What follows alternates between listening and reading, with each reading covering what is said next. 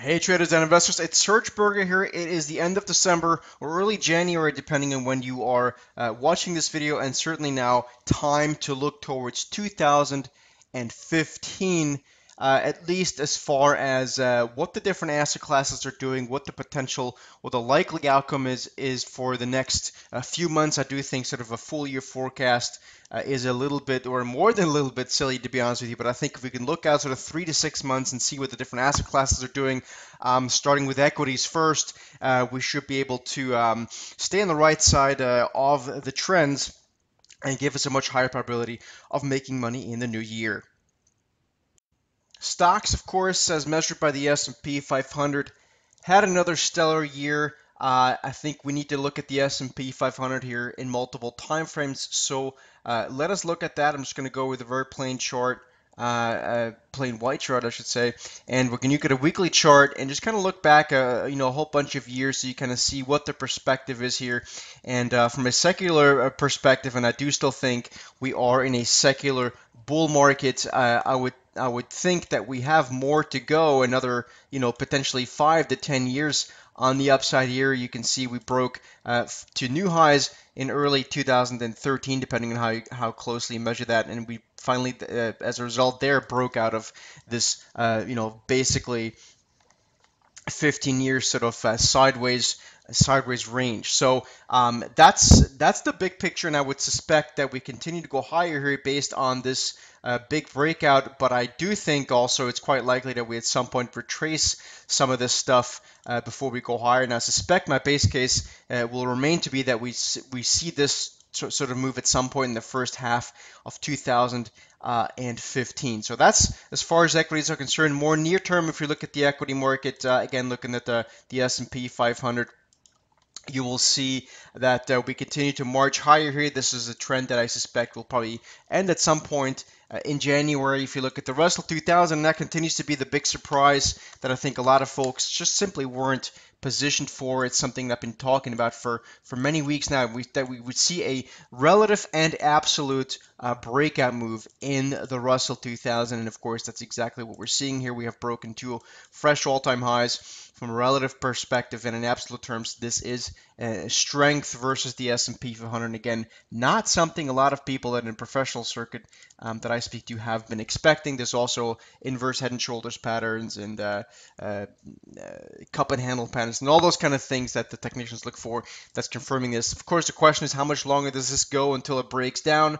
I don't know, but I suspect if the other asset classes that we're going to look at here in just 1 second or hold any truth, I suspect this rally here at some point will fizzle out pretty soon until we start heading lower. That's the base case, at least looking at the next few months. So with that, having said that, let's look at the bond market. And the bond market, of course, a very important market to look at. We can just go with a very plain multi-asset chart. We're just going to look at a line chart here, which isn't the best thing to use from a technical point of view, but you can see the trend continues to be higher here for bonds. The TLT, meanwhile, has broken above its May 2013 highs. We'll see how long it stays above there, but that trend continues to go to go higher, and that's in light of equities going higher. So a lot of people have gotten that trade wrong in 2014, where they thought that yields, and I'll pull up this thing called the TNX, which is basically 10-year bond yields, where they thought that bond yields would be somewhere near the 3% mark this year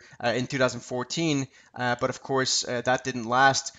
We topped out basically just about in the beginning of the year 2013 or late 2013 or early 2014, depending how you measure that, and bond yields have been going lower ever since. Very interesting here is the relationship of the short-term bond yields versus long-term bond yields, also called the yield curve in the bond market, and we can measure that by doing something called the SHY, which is for the short-term bonds minus the TLT, which is longer-term bonds. If we measure that, this is price, so the inverse of that would be yield, and basically what this is giving us is that the bond market, the yield curve has been flattening of a bottom of a yield curve essentially means there is less inflation expectations, and that of course is not something that should be very positive for financial stocks.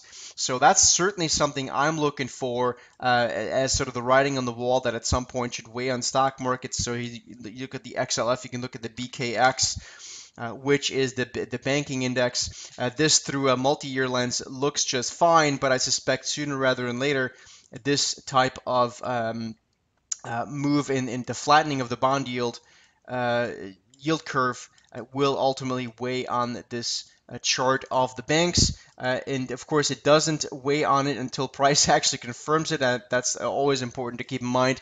But I would suspect a lot of people calling this a very bullish chart, and I do think so. In the near term, this is bullish. However, looking outside of 1 to 2 months, January, February, maybe March, I suspect the bond market will be proven right, and that stocks, particularly in the financial sector, will also be pulling back here a little bit more meaningfully, or more so than people thought they would.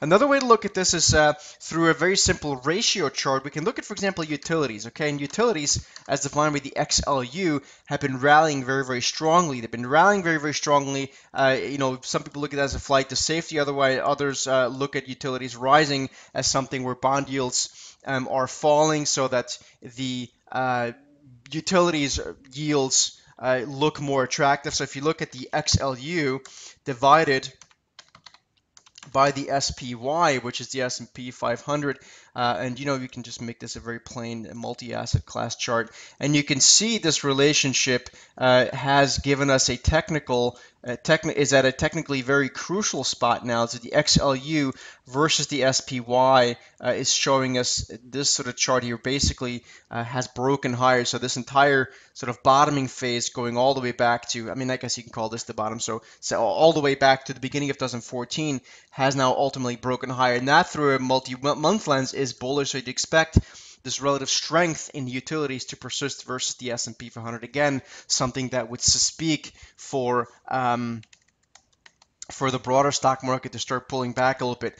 We can then dig a little deeper and look at the EEM, which is emerging markets, which continue to look very, very weak. You continue to see this sort of pattern here of series of lower highs going all the way back to 2007. We do have this very well defined trading range, and you can these lines you can draw 1,000 ways, but basically this is definitely something to look forward to for 2015. If we see emerging markets break below here, it would probably translate into a risk off move in the broader market. Then of course we have the dollar index. So the dollar, the U.S. dollar continues to rally very strongly. I suspect this is a theme we'll continue to see throughout 2015. I'm not quite sure what the near term holds, but a stronger dollar will also be something that's not exactly very good for emerging markets. So keep that in mind. And then I do think gold and the gold miners have likely gotten to a point where they're increasingly oversold. We continue to see more and more divergences between price and momentum. So I suspect that particularly in the gold mining sector, and by the way, let me just quickly point that out. So we continue to see these divergences, and I think that ultimately will probably lead to a surprise move in gold to the upside in the first quarter or so of 2015. So there you have it. I suspect the near-term wins are the equity markets probably into January or so, and maybe February, but then we suspect we get a better pullback. Again, all of this within the broader picture of a strong bull market, of a secular bull market. So I would suspect the S&P 500 may not do too much this year, but I wouldn't be surprised if we do get a better second half than we get a first half of 2015. So I hope this makes sense, guys. As always, if you've got any questions, you can hit me up on Twitter. My Twitter handle is SteadyTrader. Otherwise, you can go over to thesteadytrader.com and sign up for the daily trade alerts. Full-on service. We did a little bit more than 20% in returns in 2015. Take care. 2014, I should say. Take care.